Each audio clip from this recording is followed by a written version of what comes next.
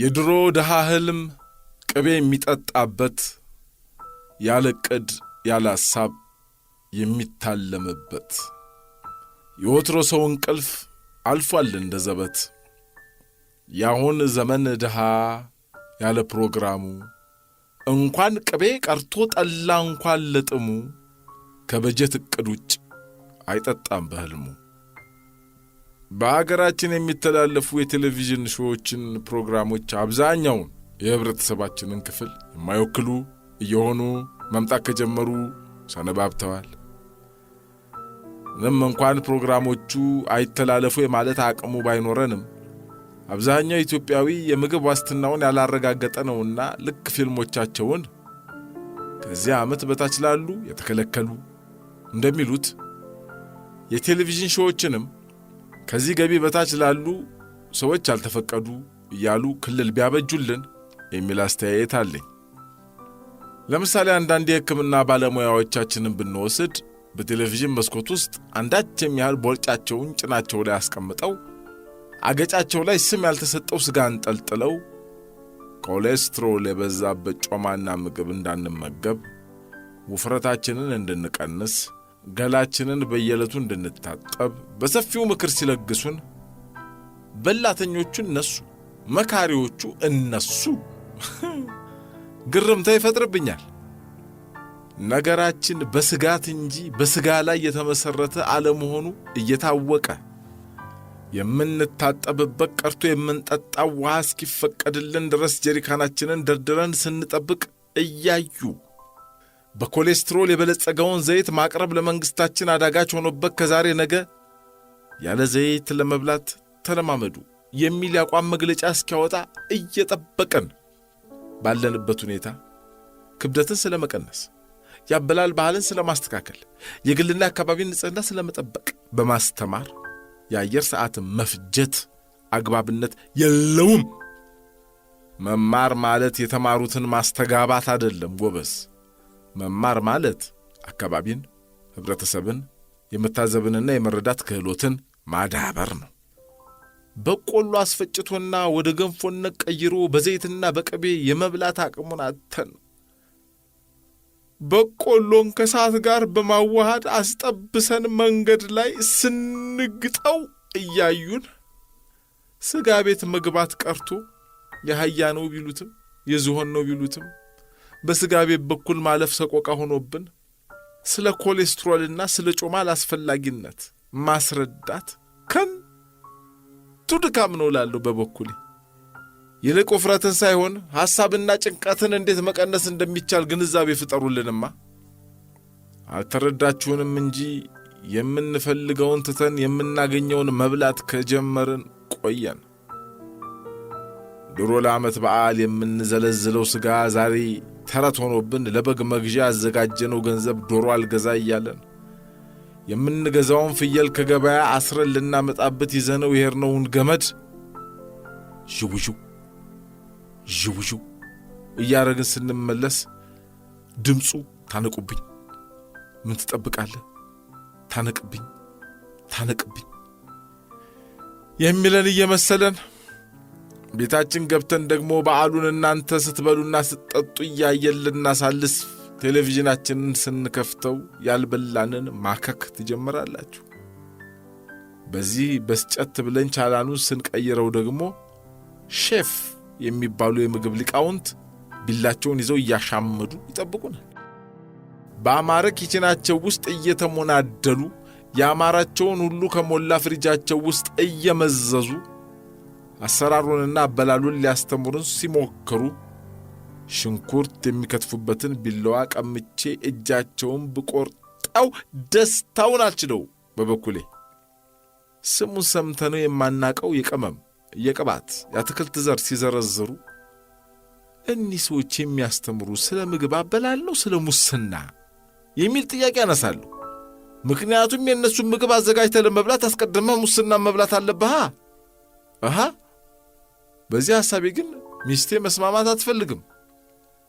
ጨውና በርበሬ የጎደለበት ማጀት ታቅፋ ፈንገስ ያበቀለ ባዶ ሞሰብ አስቀምጣ የምግብ አዘገጃጀት ፕሮግራሙን ግን ለመከታተል ወደ ኋላ ብላ አታውቅም። እንደውም አንዴ እንደ ኤሌመንተሪ ተማሪ ባለ 16 ሉክ ደብተር ታሲዘኝና የምነግርህን ቶሎ ቶሎ ጻፍ በማለት ትእዛዝ ትሰጠኛለች። እንዳባወራነቴ የምትነግረኝን ሁሉ ገዝታ አምጣ አትበለኝ እንጂ ለመመዝገብ ችግር የለውም ብዬ እሺ ንገሪኝ። እስክሪብቶዬን ይዤ ቁጭ። ጎመኑን ለብ ለብ አድርጎ መቀቀል ብለህ ጻፍ። ጎመኑን ምን አድርጎ ለብ ለብ አድርጎ መቀቀል። ቀጥይ። ግማሽ ኪሎ የሚሆን የተፈጨ ቀይ የጥጃ ስጋ። ያልተፈጨ ይሻል አንተ ዝም ብለህ ጻፍ አንተ። እሺ ቀጥይ ብያለሁ። የተጠበሰ አሳ። የተጠበሰ አሳር አላልኩም አንተ። አሳር ያሳይህ አሳ። እሺ ርን ሰርጃታለሁ። ቀጥይ። እንደውም አልሰርዝም፣ ተሳስቼ ነው አልጽፍም። ሙሉ ነው የምሰርዘው። ለምን? አሳ የሌለበት ሀገር እየኖርኩ ለምን ነው አሳ ብዬ የምጽፈው? አንተ ለወደፊቱ አሳ ያለበት ሀገር ልንሄድ ስለምንችል ዝም ብለህ ጻፈውማ። ደግሞ ለወደፊቱ አሳ ከሚኖራቸው ሀገሮች መካከል አንዱ ልንሆን እንችላለን፣ አይታወቅም። እሺ ይሁን። እሺ ቀጥይ። ከዛ በኋላ ሚስቴ የማታውቃቸውንና የማትፈልጋቸውን መዝለል ትጀምራለች። ዝንጅብሉን ልጻፈው? ዝለለው እሱን። ካቻፕ እኮ እያለች ነው፣ አልሰማሻትም እንዴ? ዝለለው እንዴ! ምንድነው ዘለን ምንድነው? ምን አይነት ወጥ ነው የምትሰሪው? ምግብ ቤት እኮ ያለን እኮ አልመሰልሽም እኮ። እንደ ሰነፍ ተማሪ የሆነ አጥር እየዘለልሽ የምትኖር እኮ መሰልሽ እኮ። ዝም ብለሽ ዝለለው። አሃ ወጋ ታሳምራ አንተ። መቀባጠሩን አሁን ተውና የገብስ ዳቦ ብለህ ጻፍ። ክቡን ነው ሞላለውን። ኧረ በእናትህ አንተ የገብስ ዳቦ ብቻ ብለህ ጻፍልኝ በላ። ወይ ሂድ በቃ ተነስ። የገብስ ዳቦ። ቀጥይ። ማርጋሪንና የለውዝ ቅቤ ጽፌዋለሁ ሳትነግረኝ እሱን እየሰማሁ። ቀጥይ። ቀይ ወይን ወይም ኮካኮላ መጥበሻው ላይ መጨመር በል። አይ እንግዲህ ተይ ማሪ። አይ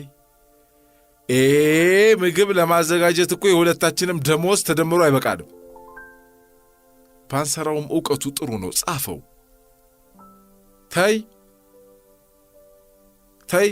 አይታይሽም? ኮካ መጥበሻ ላይ ወይን መጥበሻ ላይ ተይ፣ ጻፈው። እኔማ ጽፌዋለሁ። በመጨረሻ አዘጋጇ ጉዷን ይዛ ከች አለች። ይህን ምግብ ለማዘጋጀት ዋናውና አስፈላጊው ነገር ኦሊቭ ኦይል ሲሆን አሪፍ ጥራት ያለው ዘይት ከፈለጋችሁ ከጣሊያን ሀገር ማስመጣት ትችላላችሁ ብላ ወደ ሌላ ቅመም ልትገባ ስትል አላስጨርሳትም ብዬ ምግቡ ሳይኖር አዘገጃጀቱን ማወቅ ምን ያደርግልናል ብዬ ቻናሉን ወደ ተከበረው ኢቲቪ አዞርኩት። ቀየርከው እኮ ብላኝ እረፍ ባክሽ። በዛ የጭነት መኪና ይመስል የወይራ ዘይት ከጣሊያን ሀገር አረ ቋንቋም ጠፋብኝ። ስናስመጣ አልታየሽም እንዴ? በዛ ጥላኝ ብድግ ብላ ሄደች። ሂጂ ምን ነው እቴ?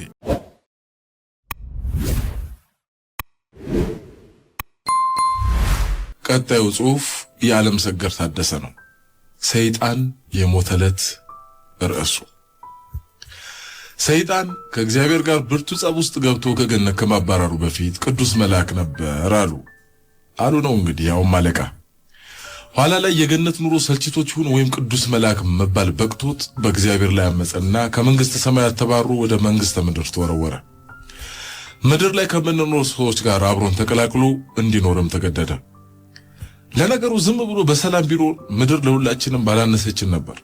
እሱ ግን በእግዚአብሔር ላይ የያዘውን ቂም በእኛ ላይ የመወጣት የቆረጠ ይመስል ህልቆ መሳፍርት የሌለው ተንኮልና ክፋት በእኛ ላይ የፈጸመ መካከላችን አብሮ ተቀምጧል።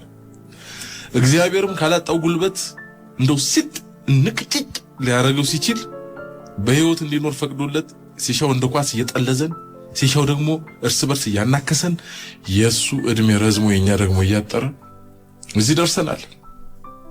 ግን እንደው ፈጣሪ ለኛም ለርሱም ጠላት መሆኑን እያወቀ ሰይጣንን ደብዛውን ያላጠፋበትን ምክንያት አስባችሁ ታውቃላችሁ? እኔ ግን ለምን ይመስለኛል መሰላችሁ? በቃ ሰይጣን ስራ ፈጣሪ ስለሆነና እርሱ ቢሞት ብዙ ሰዎች ስራ ስለሚያጡ ፈጣሪ ለኛው አስቦ ነው በህይወት እንዲኖር የፈቀደለት። ሐሳቤ የብዳ ሐሳብ ይመስላል። እንኳን አበዱ።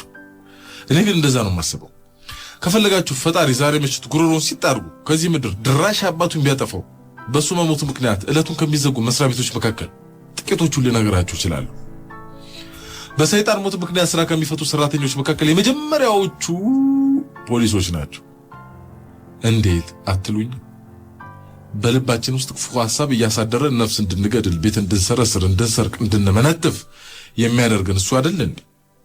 ስለዚህ እርሱ ከሞተ ፖሊሶች አባረው የሚይዙት ወንጀለኛ በአይነ ቁራኛ የሚጠብቁ ዘራፊና መርምረው የሚያስለፈልፉት ተጠርጣሪ ጠፋ ማለት ነው። የፖሊስ ቀዳሚ አጀንዳ ወንጀልን መከላከል አይደል እንዴ? ወንጀል ከጠፋ ፖሊስ ምን ስራ አለ? ሌባ የለም፣ ነፍሰ ገዳይ የለም። ምን አደከመ? ታክሲ ውስጥ የረሳው ስልክ በሳምንቱ ብትሄድ እዛው ቁጭ ብሎ ታገኘዋለህ። ማን ይነካዋል እንዴ? የሌብነት ሐሳብ የሚያመነጨው ሰይጣን እንደሆነ ፈጣሪ እንደ ብቅል ደፍቶልናል።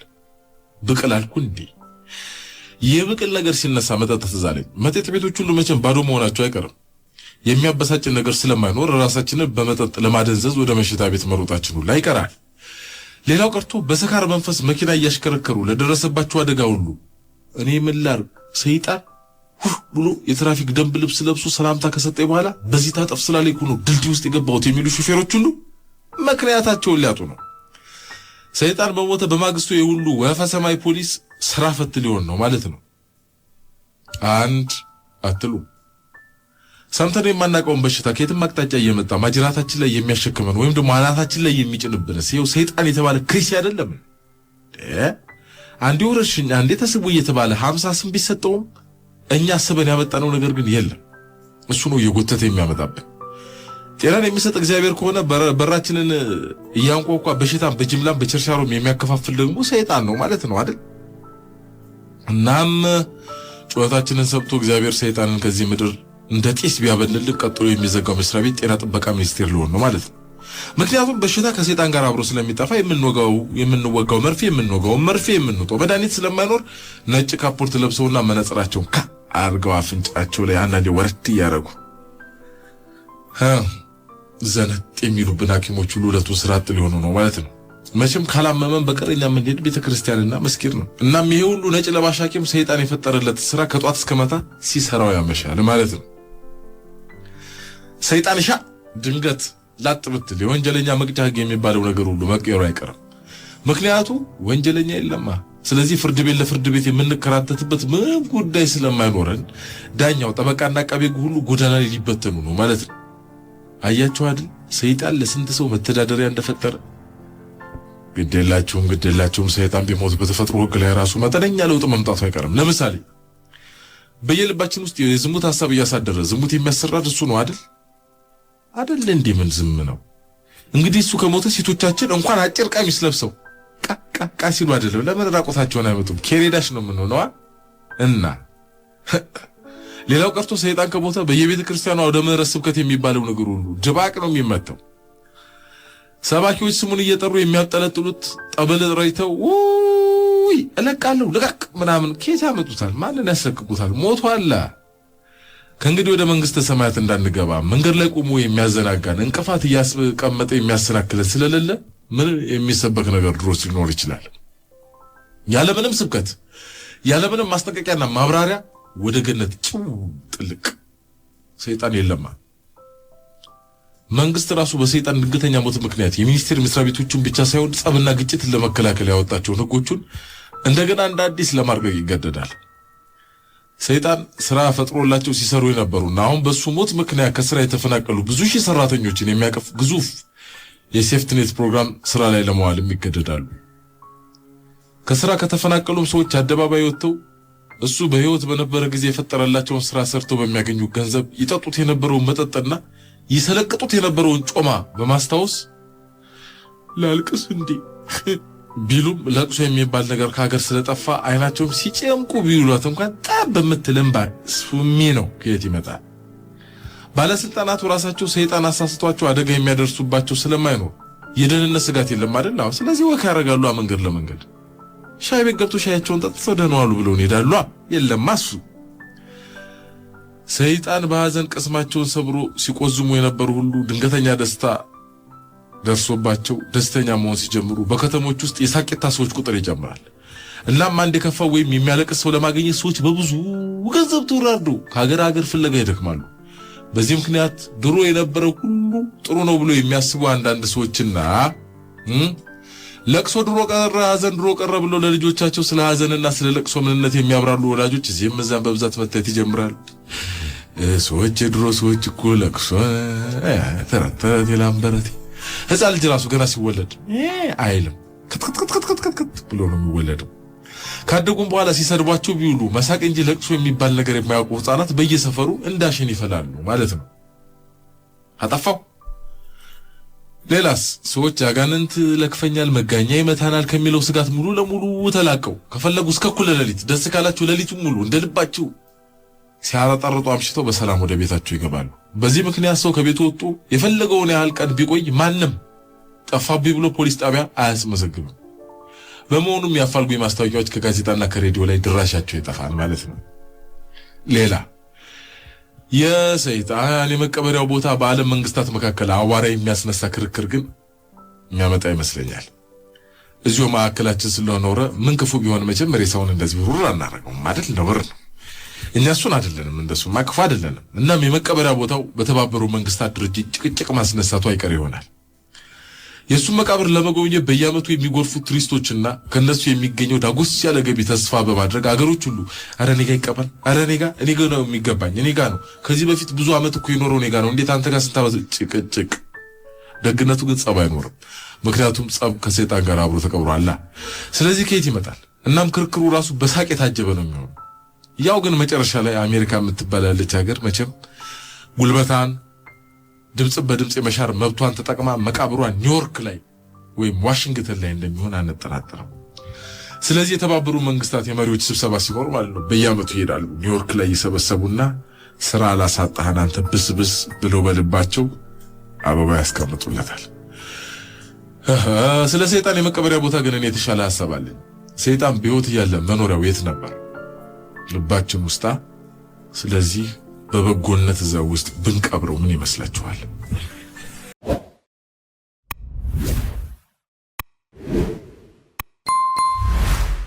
ያ ሽማግሌ፣ ያ ሽንቁር፣ ያ ትውልድ ማሳቅ፣ ማሳዘን፣ ማሸበር ከተሰኘው ባለፈው ሳምንት ከወጣ መጽሐፍ ላንብብላችሁ። አዎ እኔ ሽማግሌ ነኝ።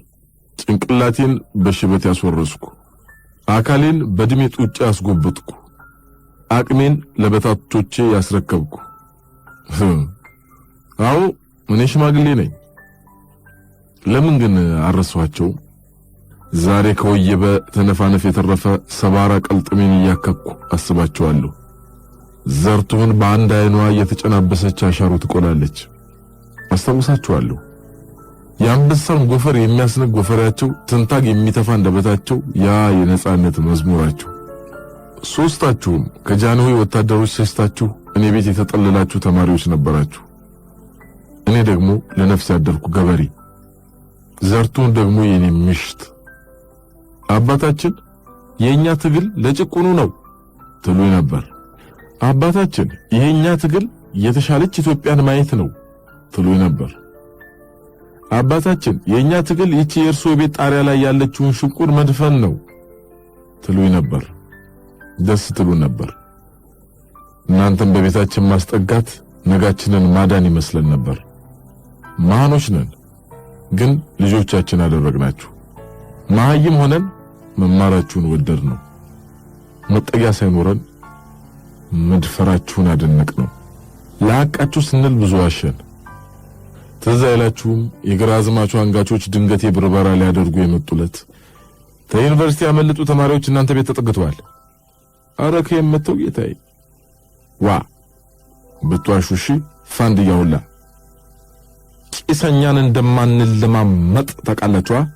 እስቲ ማሉ እምባምባ ያለን አምላክን ጨከንበት።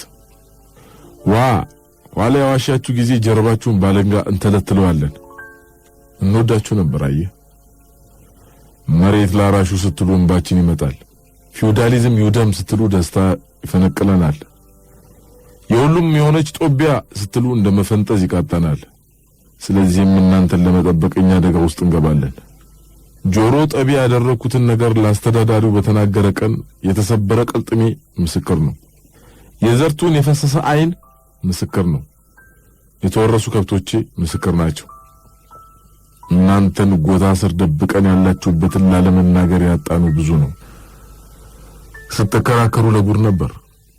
በሰዓት ዳር ተቀምጣችሁ ከትምህርት ቤት ያመጣችኋትን ጠርብ የሚያካክሉ መጽሐፍ እየገለጣችሁ ኤንግልዝ እንዲህ ነበር፣ ሌኒን እንትን ብሎ፣ ማርክስ ምንደስ ብሎ እያላችሁ ስትሟገቱ በዚህ ሙግት ተጨምቆ የሚወጣ ሐሳብ ሀገርን በስልጣኔ ሲያረሰርስ ይታወቀን ነበር። አባታችን የኛ ትግል የእርሶ ቤት ጣሪያ ላይ ያለችን ሽንቁር መድፈን ነው ያላችሁትን እያሰብኩ የምሆነውን አጣ ነበር። አዎ ቤቴ ጣሪያው ያፈስ ነበር። ለመከፈኛ እንዳላበቃው ተጄ ባውንድ የማይቆይለት ጭሰኛ ነበርኩና በእናንተ ግን ተስፋ አደረኩ። ለነፍሳቸው ያስጠለልናቸው የብላቴና ተማሪዎች ስልጣን በእነርሱ እጅ በምትሆን ጊዜ እንደሚያልፍልን አመንን። ጃኖ ይወደቁ። በደስታ ተያይዘን ተላቀስን።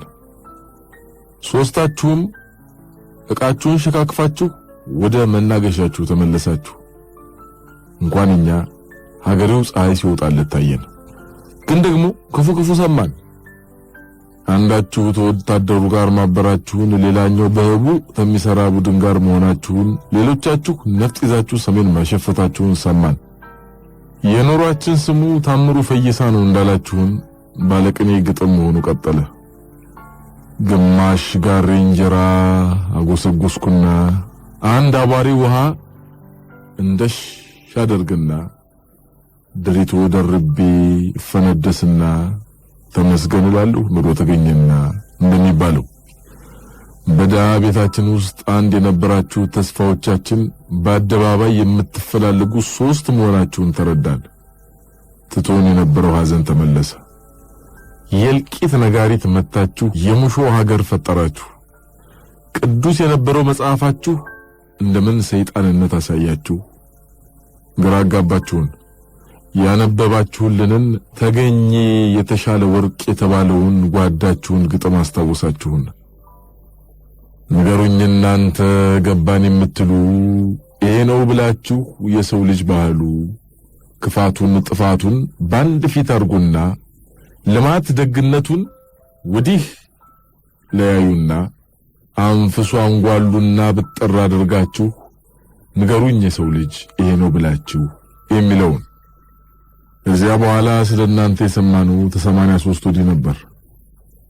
አንዳችሁ ተሰሜኑ ጦር ጋር ገብታችሁ የወታደሩን ወንበር መንጠቃችሁን ሰማው። ተደርጋ አብሮ የነበረው ወንድማችሁ በዘር ማጥፋት ወንጀል በየቀኑ የፍርድ ቤት ውሏችሁ ከሚጠሩት ጀነራሎች መሃል መሆኑን በሬዲዮ አደመጠን። የሶስተኛው መድረሻን ገና አጣነው። ሞቷል ብለን ነበር። ደህና መሆኑን ያወቅነው በጣም ዘግይተን ነው። አንድ ቀን በእናንተው ዘመን የነበረችኝን ራዲዮ የተሻለ ዜና ብታሰማይ ብዬ ጣቢያዋን ተቀኝ ወደ ግራ ዞራለሁ። ድንገት አሜሪካ ሬዲዮ ላይ ስቆም ጠፋ ያልኩት ሰው ስሙ ሲጠራ ተሰማኝ። አሜሪካ ውስጥ ያሁኑን ነጋሽ መንግስት የሚቃወም ቡድን መስራች ሆኖ አለካ።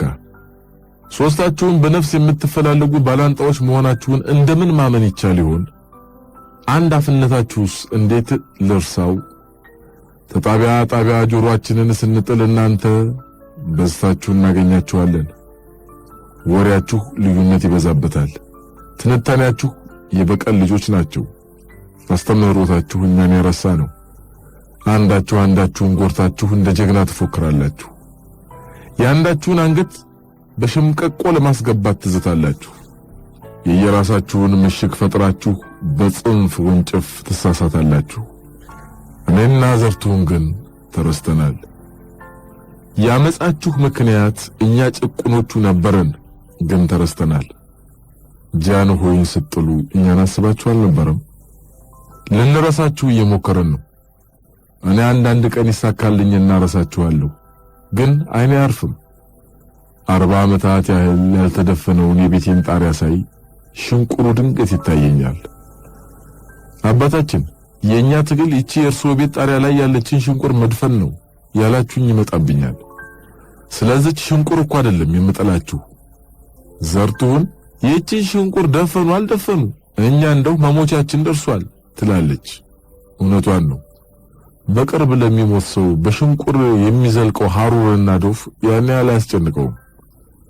ግን በዚህ ሽንቁር የሚሾልከው ትዝታ ይጎዳዋል። የመካድ ስሜት ይፈጥርብናል። ሽንቁር ለመድፈን የወጡ ወጣቶች ጣሪያውን ሲያፈርሱ ማየት ያመናል። ትዝታዎቻችሁ ይመጡብናል። ጃንሆይ ልትጥሉ፣ ቀይ መጽሐፍ ስትይዙ፣ መሬት ላራሹ ስትሉ እኛን አስባችኋል ነበር። ታዲያ ምን አጣላችሁ? ልጆች ባይኖሩንም ልጆቻችን ነበራችሁና ልጆች ቢኖሩን የምንከፍለውን መስዋዕትነት እናንተን ከልጅ ቆጥረን ከፍለናልና።